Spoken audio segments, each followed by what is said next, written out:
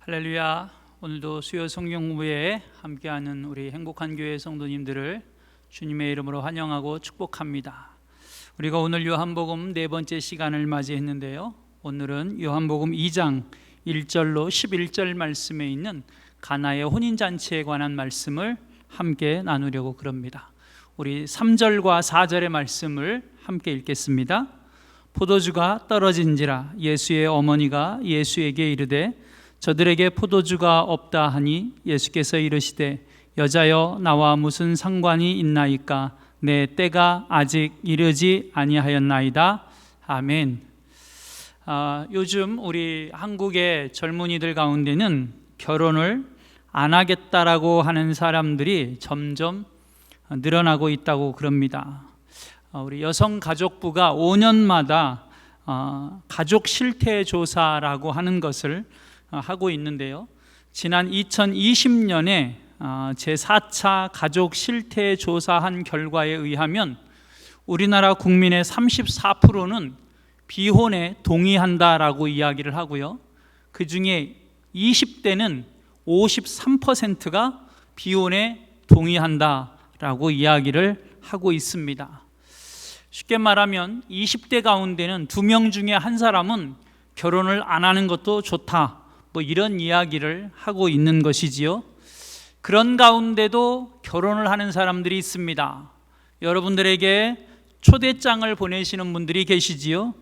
어떻게 요즘 종종 가셔서 그 결혼식장에 하객으로, 축하객으로 가서 축하를 해주시는 일들이 있으신가요? 코로나 상황 때문에 쉽지는 않지만 그래도 여러분들의 마음을 담아서 축하할 수 있는 일들이 있었으면 좋겠습니다. 오늘 우리가 함께 나누려고 하는 요한복음 2장 1절로 11절의 말씀에는 성경에 기록되어져 있는 예수님이 유일하게 참석하고 계시는 결혼식 장면이 소개되어지고 있습니다.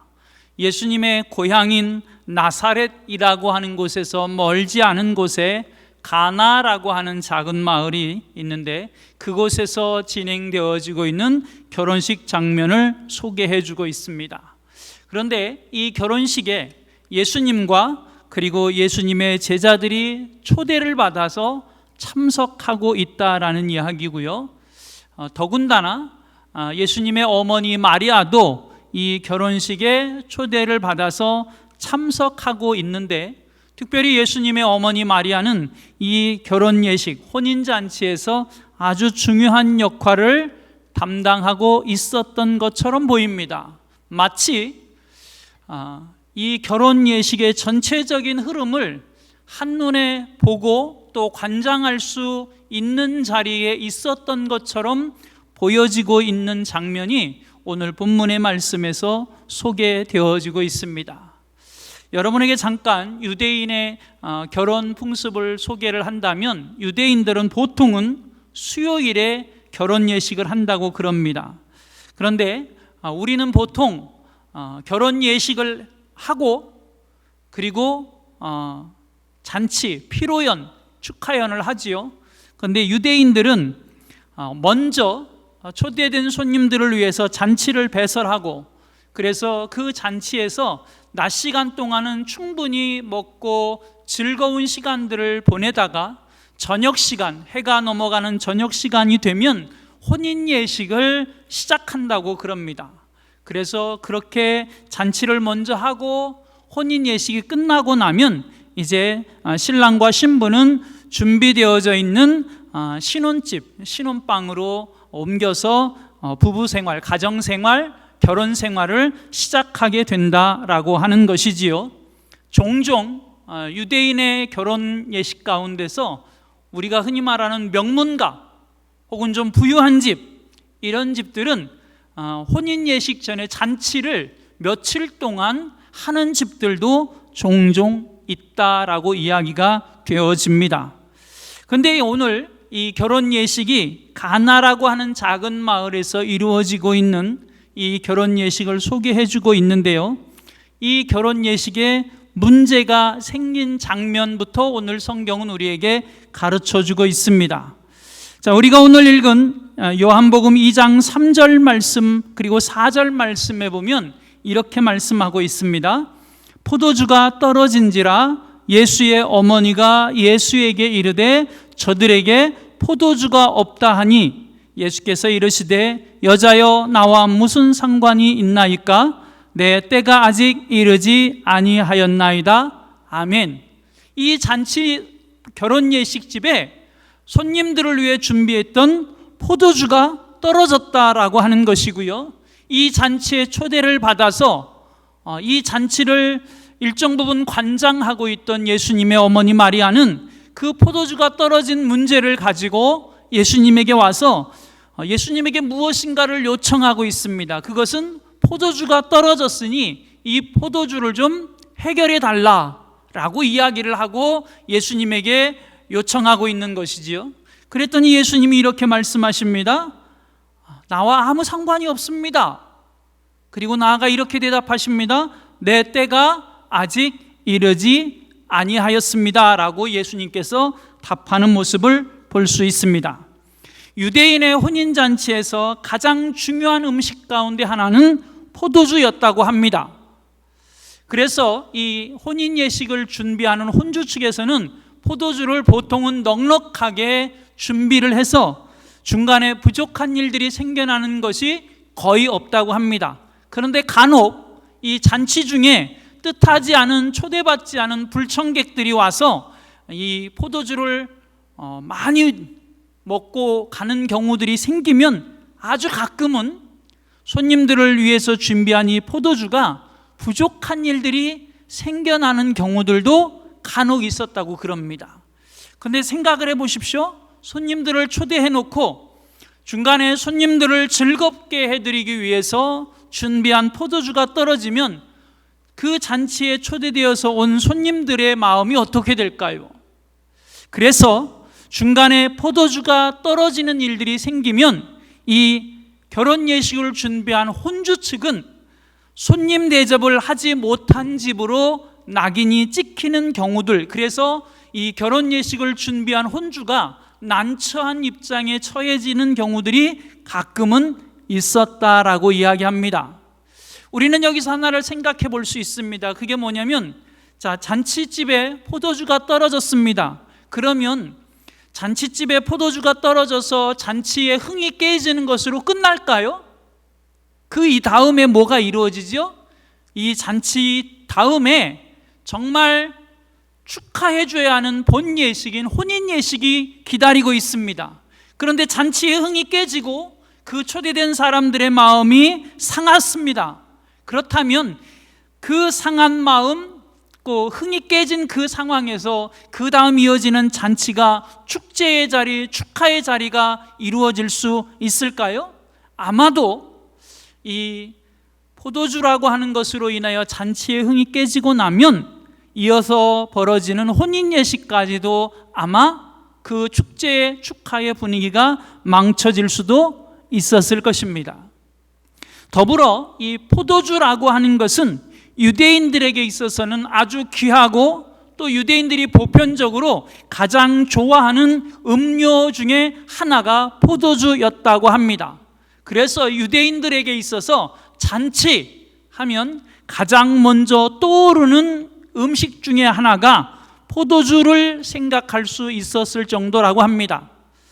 마치 이 시대에 요즘은 좀 덜하지만 옛날 우리나라의 모습 가운데서 보면 아마 잔치집 그리고 좋아했던 음료 가운데 식혜, 집에서 담근 식혜죠, 혹은 수정과 이런 것과 비교해 볼 수 있지 않을까라는 생각도 듭니다. 그런데 그렇게 중요한 이 잔치에 꼭 필요한 포도주가 손님들은 계속 오고 있는데 떨어진 것이 문제가 된 것이지요. 그래서 예수님의 어머니는 예수님을 찾아가서 이 잔치집의 사정을 이야기하고 포도주를 좀 해결해 달라고 요청을 하고 있는 것입니다. 그런데 여러분, 이해가 되십니까? 아직 예수님이 공생의 사역을 본격적으로 시작하기 전입니다. 다시 말하면 예수님이 사역을 하시면서 수많은 이적과 기적과 이적과 표적들을 행하셨는데 아직 그 모든 것들을 한 번도 나타내 보이신 적이 없는 시점이라고 하는 것입니다. 그런 시점에 예수님의 어머니는 예수님에게 찾아와서 지금 표적을 보여달라고 이야기하는 것입니다. 기적을 행해달라고 하는 것입니다. 포도주를 만드는 이적을 지금 여기서 보여달라고 이야기하고 있는 것입니다. 이해가 되십니까? 예수님의 어머니의 행동이? 여러분 생각해 보십시오. 포도주라고 하는 것이 단 한순간에 뚝딱 만들어져서 나올 수 있는 건가요? 포도를 재배해야 되고 따야 되고 그거를 가서 밟아서 그거를 발효시켜야 포도주가 만들어지는 겁니다. 긴 시간이 필요하죠. 그런데 지금 예수님의 어머니는 예수님에게 찾아와서 포도주를 좀 해결해 달라고, 포도주를 좀 만들어 달라고 이야기하고 있는 것입니다. 이해할 수 없는 행동을 예수님의 어머니 마리아는 하고 있는 것입니다. 그런데 예수님의 어머니 마리아가 예수님에게 찾아가서 왜, 혹은 어떤 이유로, 혹은 예수님에 대해서 어떻게 생각하고 있기에 이렇게 많은 시간이 필요로 되어지는 포도주를 만들어 달라고, 포도주를 해결해 달라고 요청하고 있는 것일까요? 성경은 오늘 우리에게 그 이유를 자세히 설명해 주지 않고 있습니다. 그런데 우리는 예수님의 출생의 과정이나 예수님의 어린 시절을 소개하고 있는 누가복음 2장의 말씀을 통해서 우리는 마리아라고 하는 이 예수님의 어머니에게서 한 가지 중요한 점을 발견하게 됩니다. 그것은 당신의 아들 예수가 평범한 보통 사람이 아니라고 하는 것을 이 예수님의 어머니 마리아는 그 마음 가운데 여전히 담고 있었다라고 하는 것이지요. 30년이 넘은 시간, 다시 말하면 30여 년 전에 예수님을 잉태할 때부터 하나님의 천사가 오셔서 보여주셨던 그 특별한 증거와 말씀들, 그리고 예수님의 유년 시절 성전에 올라가서 서기관과 바리새인들과 말씀을 나누며 그들과 교제하고 있었던 예수님의 모습을 보면서 마음에 담아두었던 그 많은 것들 속에 오늘 예수님의 어머니 마리아는 예수님에게 다가가서 표적을, 이적을, 포도주를 만들어 달라고 요청하고 있다라고 하는 것이지요. 이 예수님 자신의 아들이지만 그러나 나의 아들만이 아니라 하나님의 아들이시고 하나님이시고 세상을 구원할 자로 오신 이 예수님에 대한 생각과 마음을 30년이 넘도록 예수님의 어머니 마리아는 그 마음에 담고 있었다라고 하는 것이지요. 그런데 이 어머니의 요청이 예수님은 아주 정중하게, 그러면서도 아주 완곡하게, 그리고 예의를 갖추어서 거절하고 있습니다. 뭐라고 하지요? 아직 내 때가 이르지 아니하였나이다라고 예수님은 말씀합니다. 내 때가 이르지 아니하였다라고 하는 것을 우리가 예수님의 공생의 사역의 복음서에서 소개하고 있는 것들을 보면 크게 두 가지로 이야기할 수 있습니다. 그 중에 하나는 예수님께서 아직 하나님의 아들로서 자신의 모습을 드러날 때가 이르지 아니하였다라는 의미가 담겨져 있고요. 또 하나는 하나님의 아들로서 세상을 구원하시기 위해 아직은 십자가를 질 때가 되지 않았다라는 의미를 담고 있습니다. 예수님은 아직 자신의 때가 이르지 아니하였다. 다시 말하면 아직 하나님의 아들로서 사람들 앞에서 표적과 기사를 행할 때가 아직은 이르지 아니하였다라고 정중하게 거절하고 있는 것입니다. 아직 이적이 필요한 시간이 아니다라고 예수님은 말씀하고 있는 것이지요. 그런데 오늘 우리가 보게 되는 요한복음 2장 5절 말씀에 보면 이렇게 예수님에게 정중한 거절을 당하는 마리아에게서 아주 놀라운 모습을 하나 볼 수 있습니다. 그것은 예수님이 마리아의 청, 어머니의 청을 거절하였음에도 불구하고 이 어머니 마리아는 예수님에 대해서 계속해서 기대하고 있음을 보게 되고 예수님은 가능하다라고 하는 믿음이 있음을 보게 되고 지금 거절하고 있지만 반드시 이루어 줄 거라고 하는 믿음이 있음을 보게 됩니다. 그래서 예수님의 어머니 마리아는 그 잔치집에 머물고 있는, 그 잔치집에 있는 하인들에게 무엇인가를 이야기하고 있습니다. 요한복음 2장 5절 말씀에 보면 이렇게 말씀합니다. 그의 어머니가 하인들에게 이르되 너희에게 무슨 말씀을 하시든지 그대로 하라 하니라. 아멘. 어머니 마리아가 그 집의 종들에게, 하인들에게 예수님이 무슨 말씀을 너희에게 하시면 너희는 그대로 하면 된다라고 이야기합니다. 그 이야기는 예수님께서 마리아의 요청을 들어 하인들에게 무엇인가를 면할 거라고 하는, 그들에게 무엇인가를 주문할 거라고 하는 분명한 확신이 있었던 모습을 우리는 볼 수 있습니다. 예수님께서 시키는 대로 하라라고 그 집의 종들에게 이야기하고 있는 것이지요.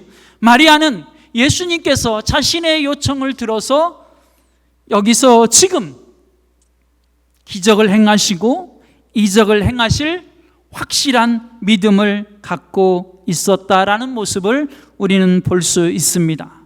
여러분, 우리는 이 말씀 속에서 아주 중요한 사실 하나를 깨닫게 됩니다. 그것은 예수님께서는 때로 우리의 요청, 우리의 기도에 거절하시는 경우들이 있지요. 그런데 그럼에도 불구하고, 거절하심에도 불구하고 우리가 끊임없이 예수님을 찾고 찾으면 예수님은 반드시 우리에게 좋은 것으로 허락하시고 응답하시는 분이라고 하는 사실을 우리는 만날 수 있습니다. 마가복음 7장 24절로 30절 말씀에 보면 예수님께서 수로보니게 여인을 만나는 장면을 소개합니다. 우리가 잘 아는 말씀인데 이 수로보니게 여인에게는 딸이 하나 있는데 그 딸이 어림에도 불구하고 귀신 들려서 고생을 하고 있습니다. 그때 이 어머니가, 수로보니게 여인이 예수님에게 와서 내 딸을 좀 고쳐달라고 예수님에게 하소연을 합니다. 그때 예수님이 뭐라고 말씀하시죠? 우리가 아주 잘 아는 말씀입니다. 나는 유대인들을 위해서 왔고 이방인들, 너희 수로보니게 여인들은 마치 유대인들의 입장에서 보면 개처럼 여겨지는 사람들이다. 나는 너희들에게 나눠 유대인들에게 줄 것을 너희 개처럼 여겨지는 사람들에게 나눠주는 것이 옳지 않다고 생각한다라는 말씀을 하시는 장면을 보게 됩니다. 그런데 그럼에도 불구하고 그 수로보니게 여인이 예수님을 붙들고 예수님은 이에 마침내 그 여인의 간구를 들어주시는 모습을 볼 수 있습니다. 여러분, 오늘도 기도하고 계십니까? 포기하지 마십시오. 여러분이 오늘 하나님 앞에 들고 나와 하나님의 도움을 구하며 매달리시는 여러분의 마음에 소원들이 있습니까? 여러분, 지쳐 포기하지 마십시오. 하나님은 구하면 반드시 주시겠다라고 말씀하고 계십니다. 예수님은 그런 분이십니다. 하나님은 그런 분이십니다. 오늘 우리는 이 예수님의 어머니의 모습 속에서 그런 모습을 또 한 번 발견할 수 있습니다. 반대로 이야기하면 하나님이 우리에게서 가장 원치 않는 모습 가운데 하나, 그것은 우리가 기도하다가 너무 쉽게 포기해버리는 모습입니다. 우리가 너무 쉽게 지쳐서 하나님이 마치 응답하시지 않을 것처럼 그렇게 돌아서고 포기하는 우리의 모습에 하나님은 마음 아파하십니다. 왠지 아십니까? 그것은 우리가 그만큼 하나님의 말씀, 하나님의 약속에 대한 믿음이 없다라는 것을 하나님께 보여드리는 것이고, 하나님을 그만큼 신뢰하지 않고 있다라고 하는 것을 하나님께 보여드리는 것이기에 하나님은 우리의 그러한 모습에 마음 아파하고 그러한 모습을 원치 않으십니다. 이 어머니 마리아는 종들에게, 하인들에게 이야기합니다. 예수님이 시키는 대로 너희는 하면 된다. 그랬더니 예수님이 하인들에게 뭐라고 말씀하셨을까요? 우리 7절로 8절 말씀에 보면 예수님께서 이렇게 말씀하십니다. 예수께서 그들에게 이르시되 항아리에 물을 채우라 하신즉 아기까지 채우니 이제는 떠서 연회장에게 갖다 주라 하심에 갖다 주었더니, 마리아가 하인들에게 예수님이 시키는 대로 하라라고 말이 끝나자 예수님은 그 종들에게 항아리에 물을 채우라고 말씀하십니다. 그런데 그 집 마당에는 약 23리터 정도, 쉽게 그냥 우리 한국 사람들이 쓰는 표현으로 쉽게 표현하면 말통이 들어가는 항아리가 6개가 있었다라고 이야기되어집니다. 그런데 그 항아리에 물을 채우라고 말씀하십니다. 그래서 종들은 아무 영문도 모른 채 그 항아리에 물을 채웁니다. 예수님이 말씀하셨으니까, 마리아가 시켰으니까, 그래서 예수님이 말씀하시는 대로 순종해서 물을 채웠습니다. 그랬더니 다음에 예수님이 또 말씀하십니다. 그 물을 연회장에게, 그 잔치를 주관하고 있는 연회장에게 가져다 주어라라고 말씀하십니다. 이 종들은 그냥 시키는 대로 하라 그래서 시키는 대로 연회장에게 그 포도주를, 다시 말하면 그 물을 떠다 주었습니다. 여러분, 우리 이 말씀을 여러분들이 들으시면서 한번 곰곰이 생각해 보십시오. 항아리에 물을 채웠습니다. 그리고 그 항아리에 채워진 물을 연회장에게, 다시 말하면 이제 손님들에게 나누어 주기 위해서 갖다 주었다라고 하는 것입니다. 하인들은 뭐 한 거지요? 아무 생각 없이 그냥 좋은 측면으로 표현하면 순종했습니다. 그런데 10절 말씀에 보니 놀라운 말씀이 하나 기록되어져 있습니다. 이렇게 10절은 기록하고 있습니다. 말하되 사람마다 먼저 좋은 포도주를 내고 취한 후에 낮은 것을 내거늘 그대는 지금까지 좋은 포도주를 두었도다 하니라.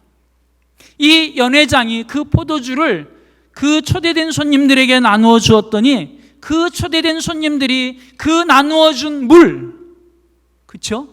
그 나누어 준 물을 먹은 다음에 그것이 지금껏 먹은 포도주보다 훨씬 맛있는 최고의 포도주라고 깜짝 놀라 칭찬을 하고 있는 장면입니다. 자, 결론으로 말씀을 드리면 예수님은 이 잔치집에서 물을 포도주로 바꾸시는 이적을 통해서 하나님으로서의 영광을 얻으십니다. 그런데 여러분, 우리가 이 대목에서 하나 좀 생각을 해보셨으면 좋겠습니다. 여러분들이 하인이라면 항아리에 물을 채우시겠습니까? 여러분들이 하인이라면 그 채워진 항아리의 물을 떠다 주라고 한다고 해서 포도주가 필요한 사람들에게 가져다 주시겠습니까? 여러분, 그들은 지금 물이 필요한 것이 아니고 그 잔치에는 포도주가 필요하고 그것에 모인 사람들에게는 포도주가 필요한 것입니다. 그런데 여러분들이라면 나눠 주시겠습니까? 여러분들이라면 예수님이 말씀하셨다고 그것을 가져다 주시겠습니까? 우리 한번 우리 스스로에게 나라면 어땠을까? 나라면 어떻게 행동했을까? 나라면 예수님에게 어떻게 반응했을까? 한번 질문을 해보실 수 있었으면 좋겠습니다. 여러분, 오늘 본문에 기록되어져 있는 물을 포도주로 만드는 이 사건은 예수님을 만나는 사람들에게 어떤 일들이 일어나는지를 가르쳐주고 있습니다. 다시 말하면 예수님을 만나는 사람들에게 하나님이 쏟아 부어주시는 은혜 가운데 정말 귀한 것은 예수님을 만나면 우리의 본질이 바뀌어지고 우리의 인격이 바뀌어진다라고 하는 것을 이 물이 포도주로 바뀌는 사건을 통해 우리에게 보여주고 있습니다. 밍밍한 물입니다. 물론 여러분들이 시원한 물이 얼마나 달고 맛있는데요, 뭐 이렇게 말씀하실 분도 계실지 모르겠지만 밍밍한 물입니다. 아무 맛도 아무 향기도 없는 물입니다. 그런데 그 물이 예수님의 손에 붙들려져서 예수님의 말씀대로 이루어지니 최고의 맛있고 향기로운 포도주로 바뀌어집니다.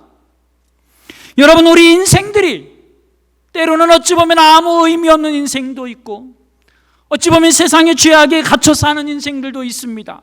어찌 보면 오늘 아무런 의미 없는 세상만 바라보며 세상의 모든 것들을 소망하며 살아가는 인생들이 있습니다. 그런데 그런 인생이 예수님을 만나면 최고로 맛있고 최고로 향기롭고 최고로 가치 있는 놀라운 변화된 인격과 삶을 경험하게 된다라고 하는 것입니다. 그리고 아무런 가치가 없는 이 세상의 삶이 아니라 하늘의 영원한 것들을 소망하며 최고의 수준의 삶을 살아가게 된다라고 하는 것이지요.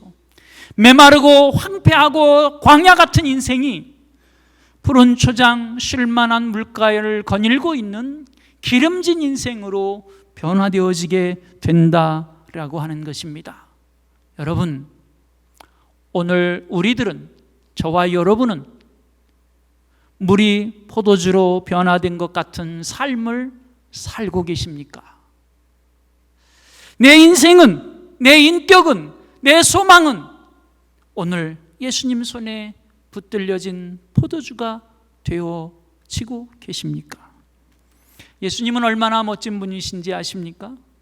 자, 우리 성도님들 중에 30년 전에 혹은 50년 전에 예수님을 만나신 분들이 계실지도 모르겠습니다.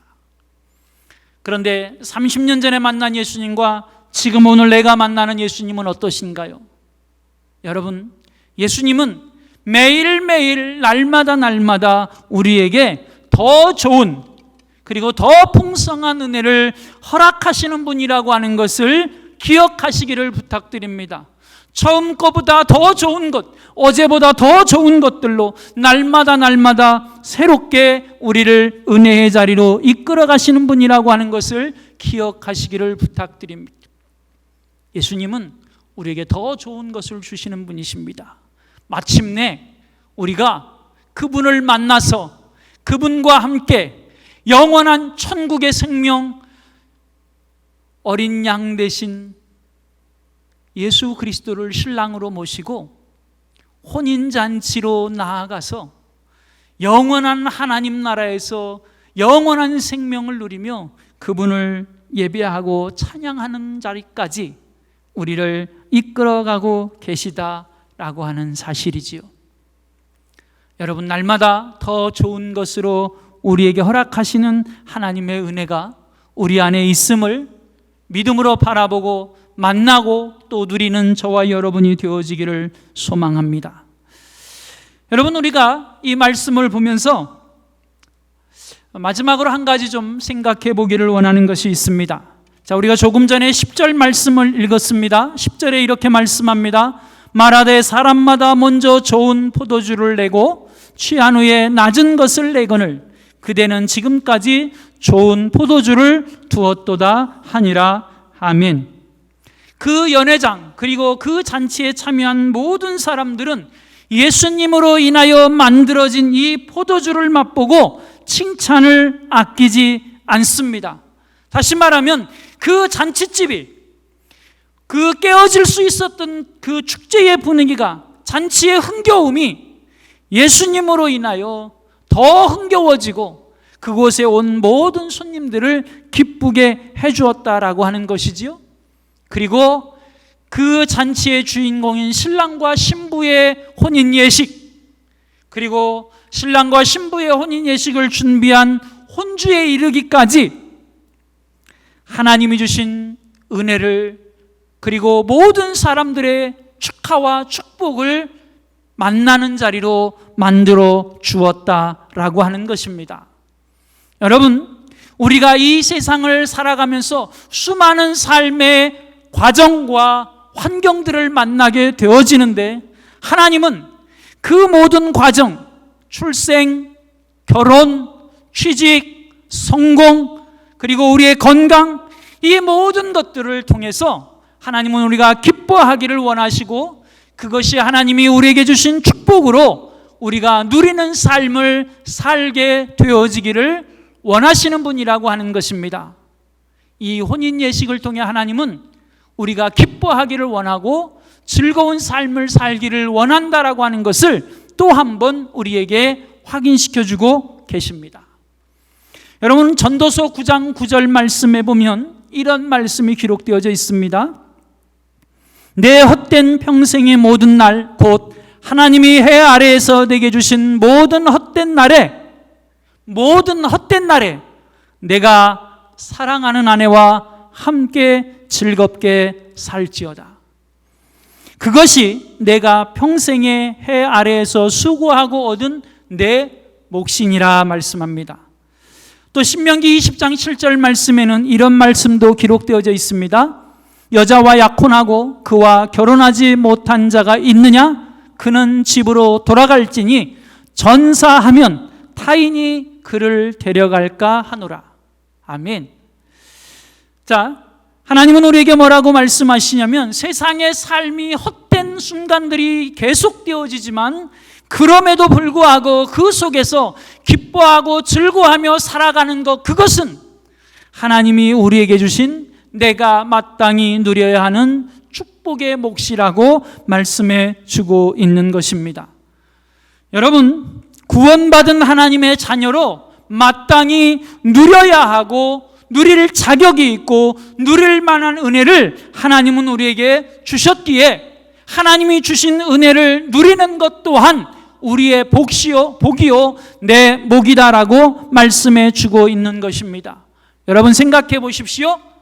자, 부모님이 여러분들에게 무엇인가 아주 귀한 선물들을 준비해서 주셨습니다. 근데 그것을 부모님이 내게 주신 사랑으로 선물로 누리지 못하면 부모님의 마음이 어떠실까요? 마치 그런 것입니다.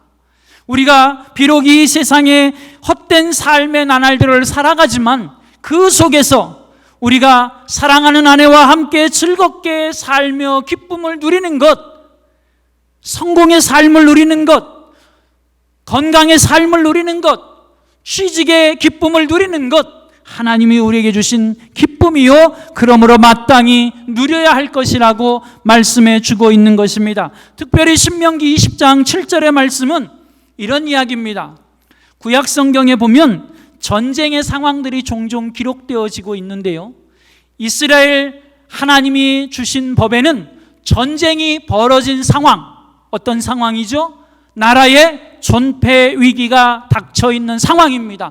그런데 그런 상황에서조차도 사랑하는 여인과 약혼을 하고 아직 결혼을 해서 그 여인과 즐겁고 기쁜 삶을 살지 못한 남자는 나라의 존폐 위기가 있을지라도 나는 이 전쟁에 참여하지 않겠습니다라고 당당하게 자신의 권리를 주장하고 사랑하는 아내와 사랑하는 여인과 결혼해서 그 가정의 행복한 시간들을 보낼 특권이 있었다라고 하는 것을 우리에게 가르쳐주고 있습니다.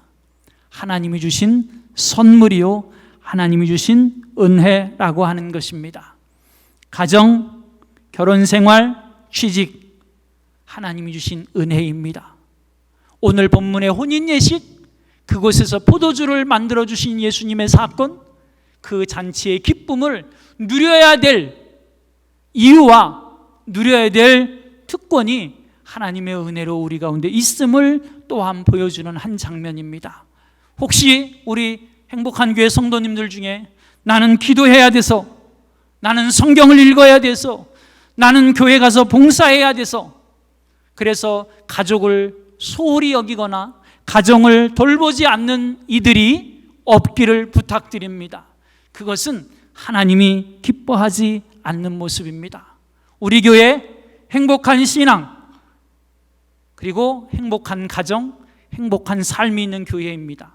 여러분, 우리가 신앙생활을 행복하게 하고 있다면 우리의 가정도 행복한 것이 지극히 정상이고 당연한 모습이라고 하는 것을 기억하시기를 부탁드립니다.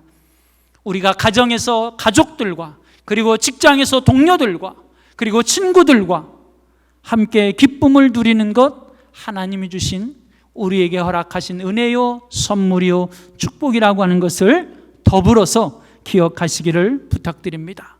여러분, 우리가 오늘 가나의 혼인잔치의 말씀을 함께 나누었습니다. 주님은 이 가나의 혼인잔치를 통해서 아직 때가 이르지 아니하였다고 거절하셨으면서도 불구하고 그 잔치를 위해서, 또 하나님의 은혜를 흘려보내기 위해서 그곳에서 물이 포도주가 되는 이적을 보이시며 하나님의 영광을 얻으시는 모습을 보게 됩니다. 더불어 그곳에 모인 많은 사람들, 우리들에게는 기쁨과 즐거움을 가져다 주시는 분이심을 보게 됩니다. 거절하시는 것 같지만 그럼에도 우리의 요구를 들으시고 응답해 주시는 분이라고 하는 사실을 만나게 됩니다. 그분을 만나면 우리의 삶과 우리의 인격과 우리의 모든 삶의 이유와 목적과 소망이 변화되어지는 것을 만나게 됩니다. 하나님은 날마다 우리에게 더 좋은 삶의 자리로 이끌어 가시는 분이심을 우리는 만날 수 있습니다. 이러한 하나님의 은혜를 누리며 하나님께 영광을 돌리고 그 안에서 주님과 함께 날마다 변화되어진 거룩한 삶의 모습으로 천국을 향해 천국의 찬란한 영광을 품고 달려가는 우리 행복한 교회 성도님들이 되시기를 주님의 이름으로 축복합니다. 우리 함께 기도하겠습니다. 하나님, 감사합니다. 오늘 예수님은 이 가나의 혼인잔치를 통하여 우리의 인격을, 삶을 변화시키는 분이심을 보여줍니다. 우리의 간구에 응답하시는 분이심을 보여주십니다. 오늘 하나님은 우리의 인생의 기쁨과 즐거움을 가져다 주시고 누리게 하시는 분이심을 보게 됩니다. 날마다 더 좋은 것들로 우리에게 허락하시는 분이심을 만나게 됩니다. 하나님, 우리의 삶에서 하나님이 주시는 풍성한 은혜를 하나님의 은혜로, 하나님의 선물로 고백하며 누리는 저희들, 그 안에서 감사하는 저희들이 되게 하여 주시고, 하나님 앞에 기도하기를 쉬지 않고 하나님 앞에 나아가 간구하기를 멈추지 않는 저희들 되게 하여 주시고, 그 모든 순간들을 통하여 날마다 하나님 앞에서 변화되어져 가는 저희들의 삶이 되게 하여 주옵소서. 예수님의 이름으로 감사하며 기도드립니다. 아멘. 우리 교회 생활 안내해 드리겠습니다. 주일 예배는 교회 현장 예배와 비대면 예배를 병행하고 있습니다. 교회 예배는 1부 오전 8시, 2부 오전 9시 30분, 3부 11시에 드려지고 있습니다. 주일 오후 예배는 1시 30분에 장년부, 청소년부, 청년부 연합으로 드려지고 있습니다. 수요 성경 공부는 영상으로 띄워집니다. 주간 새벽 기도회 가정에서 하늘 양식으로 합니다. 금주 심야 기도회는 3층 이곳 대배실에서 9시에 드려집니다. 코로나19 극복을 위한 주간 믿음 생활 안내입니다. 하늘 양식으로 새벽 예배 드리기 혹은 가정 예배 드리기, 하루 성경 12분 이상 읽기, 매일 날 12시 정식 기도에 참여하기입니다. 옛꿈 어린이부는 유치부와 함께 주일 영상으로 예배합니다. 우리 부모님들은 가정에서 특별히 신경 써주시기를 부탁드립니다. 초아 청소년부와 샘물 청년부는 매 주일 오후 1시 30분에 청소년부, 청년부, 장년부 연합 예배로 드립니다. 교회 학교 각 부서별 만남의 시간은 매달 첫째 주일 2부 예배 후에, 그리고 교구별 만남의 시간은 매월 둘째 주 2부 예배 후에, 3부 예배 후에 있습니다. 속별 전화 신방이 계속 되어지고 있습니다. 금주에는 5교구가 진행됩니다. 기도 제목 우리 전도사님께 제출해 주시기를 부탁드립니다. 입원 및 치료 중인 성도님들의 빠른 치료와 회복, 그리고 영적 승리를 위해서 기도해 주시고요. 선교 헌금은 매달 각 교구별 선교비로 지원되어지고 있습니다. 다음 주 넷째 주일은 건축 헌금 주일로 드려집니다. 우리 행복한 교회 성도님들, 남은 한 주간도 주님과 함께 믿음으로 승리하고 또 우리의 삶과 인격이 향기나는 포도주와 같이 예수님으로 인해 변화되어지는 삶을 살아가는 멋있는 크리스찬의 삶을 살아가시기를 축복합니다. 주일에 뵙겠습니다. 감사합니다.